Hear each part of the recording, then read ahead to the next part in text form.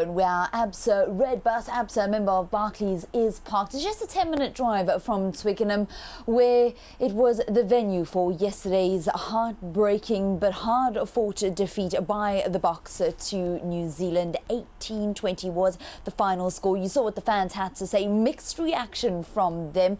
What, however, did the players and the coach have to say? Coach Hanneke Meyer, after the team were leading at 12-7 into the break, he said that coming into the second half, the team were just unable to adapt to the rainy conditions at Twickenham.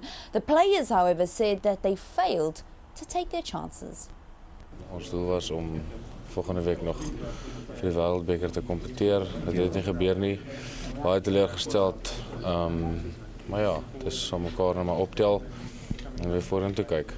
Ek dink as ons dit kon oorgehad het, was 'n bietjie beter uit ons helfte uitgekom het. Ek dink hulle het vir ons en ons helfte baie goed vasgedruk en vasgepen. Ons het foute daar gemaak waarop hulle punte gekry het. So ja, ek dink dit was 'n verskil geweest. Very disappointed and not happy with our performance. I thought we had opportunities that we didn't execute. We gave it everything. Just one penalty, one line out, one conversion, one drop goal. The difference. Yeah, it's very hard to take. Unfortunately, on the day, it didn't go away. They're a quality team. They've been a one-ranked team the last 5 years. We came so close. Obviously, we came to win a World Cup, and credit to everyone. I think especially after the Japan came a lot of positives, especially young guys. They've been through some experience, and I just told the guys inside of the dressing room as well. Those guys will go on and definitely win at least one World Cup and become Block legends. And they've been through experience which you can't buy. Going through that low and pulling together through that high, and obviously couldn't win it this time, but it bodes well for the future. Yeah, disappointing, of course. We wanted to win this World Cup. Fortunately, the dream is over for us now, but yeah, good luck to New Zealand in the final. I think you're absolutely gutted. But yeah, that's the game. That's rugby. Win some, you lose some. It was a bit more on the game for today, and we lost, but yeah, it's part of the game.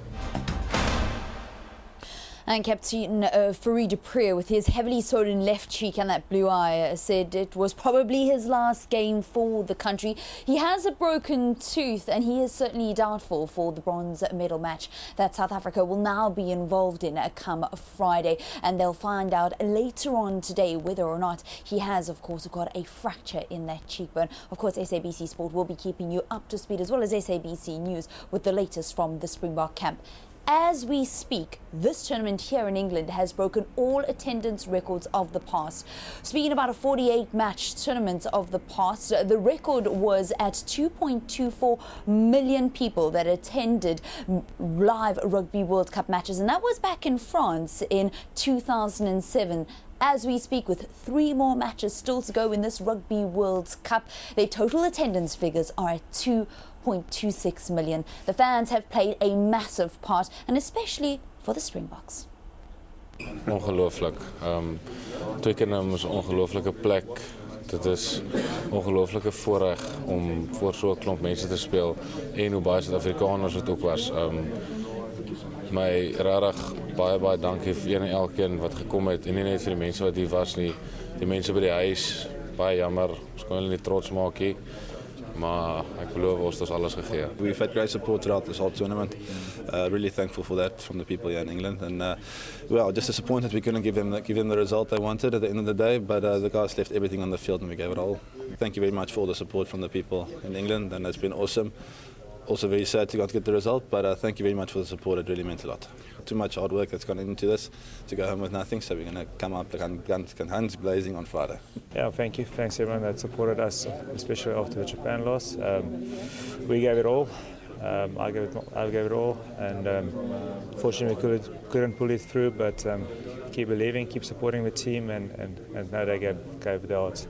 Yeah, just keep faith in the Springboks, and we have to say thank you very, very much for the support, and thank you for the belief, especially after the first game. I thought the guys stuck together and they helped us through a lot of hardships. South Africa really got behind us, especially after the first loss against Japan. Yeah. The nation really pulled behind us, and I think we did well. We were in the game today leading at half-time, and we disappointed ourselves. We let ourselves down, a few soft moments, and I just want to thank everyone in South Africa for getting behind us, rallying behind the team. We felt it, the support all the way from South Africa, and we appreciate it a lot.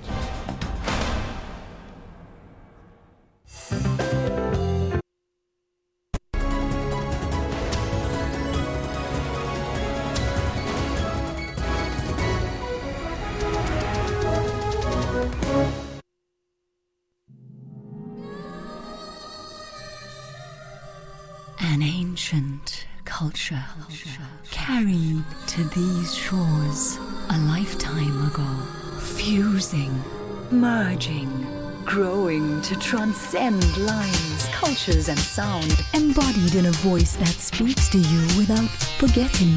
Do you listen to it?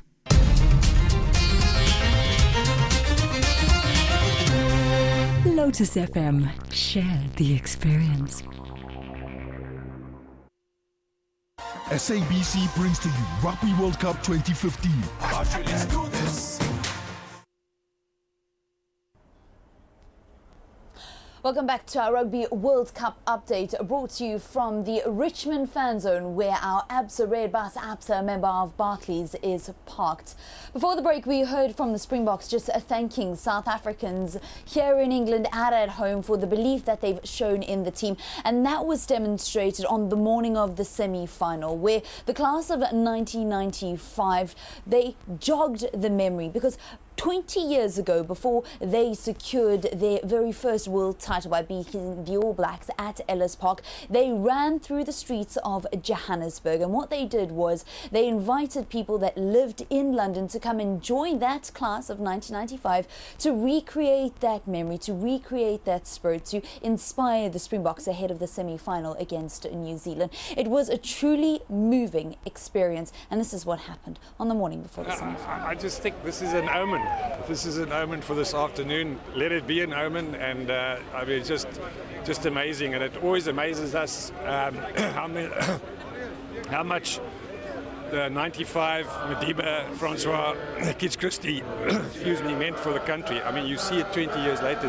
I think a lot of these people weren't born in 20 years ago, but it's wonderful. It's home away from home. It's just an amazing, as I say, we call it a happy chaotic day, you know. Yeah. How are you feeling when they started breaking out into Nkosi Sikelel Africa? No, I mean,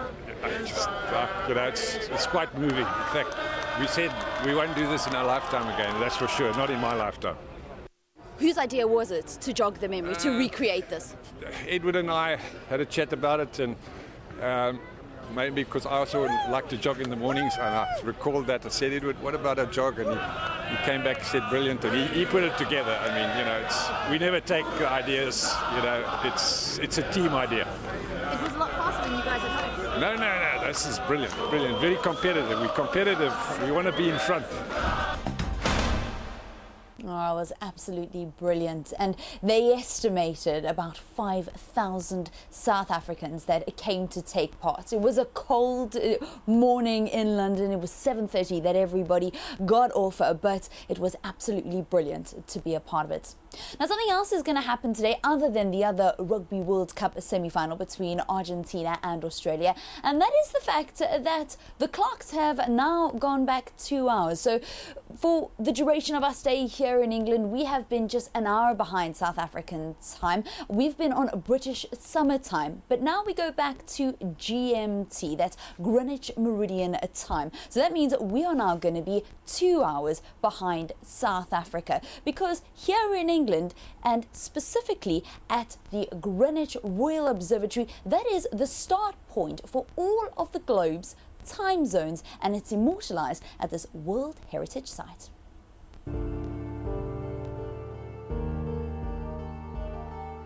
World Heritage Site extends across Greenwich. It includes the old Royal Naval College, which was also designed by Christopher Wren, just like our building here. And it's a very historic area of London. The main attraction really is to stand on our Greenwich Meridian, which passes through the Erie Transit Circle, and this was the line that was adopted as 0 degrees longitude in 1884. Visitors are also very keen to see the Harrison timekeepers. So these are marine timekeepers that were developed by clockmaker John Harrison during the 18th century as a way of trying keeping accurate time at sea that navigators could then use to determine their longitude.